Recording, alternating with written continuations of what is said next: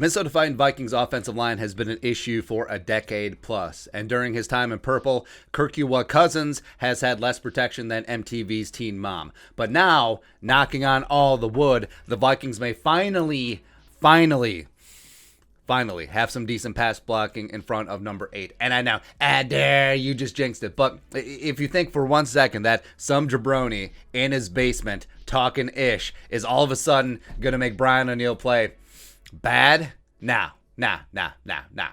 Kirk was sacked 0 times against the Panthers, only the 5th time in 55 games that he hasn't been put on the turf, per Ben Gessling of the Star Tribune. And although pressures are slightly up through 6 games compared to the last 2 years, sacks per game are the lowest of the Kirk Cousins era at only 1.5 per game. And if you look at the offensive line last year versus this year, Vikings have improved at every position in terms of pressures and sacks allowed per game, except for Bradbury's pressures allowed. But and yes, LOL sample size for Darisaw and include Rashad Hill's numbers by whatever. Make your own chart. And Ezra's play has improved as he's settling in at left guard. O'Neill has somehow gotten better. You just absolutely love to see it. And it's not like the Vikings have played a bunch of slappy pass rushers. No, like they played Chandler Jones, 0 sacks, Myles Garrett, Brian Burns, and Hassan Reddick got shut down, Trey Hendrickson of the Bengals, etc. So what is the reason for the reduction in sacks? Number 1, obviously improved offensive line play. I think the guys up front are starting to gel, and also the influx of talent. Christian Darisaw, who's only going to get better as he gets more experience.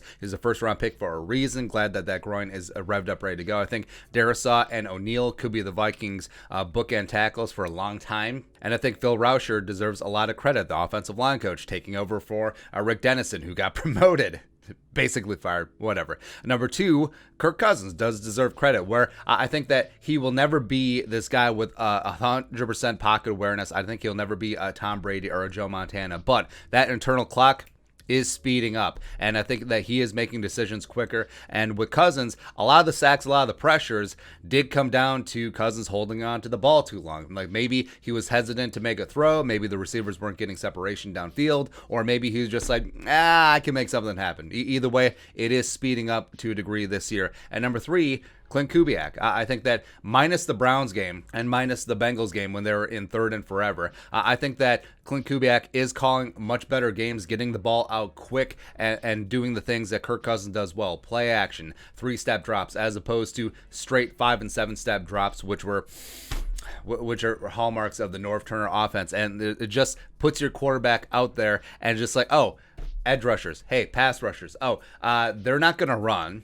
They're going to throw on these long developing pass plays, and we can just pin our ears back and go get them. Woo! That is nirvana for pass rushers, and the Vikings have avoided that for the most part this season. And the Cowboys are studs at rushing the passer, even without DeMarcus Lawrence, Randy Gregory, Micah Parsons, Osa Odigizua. They can get after things. So, got to bring it. Got to bring that lunch pail. The Vikings offensive line needs to shine on Sunday night for the Vikings to win. If Kirk stays upright, the Vikings win. Vikings shock the world, and that's the bottom line. But your thoughts on our thoughts. We just jinxed it. Whatever.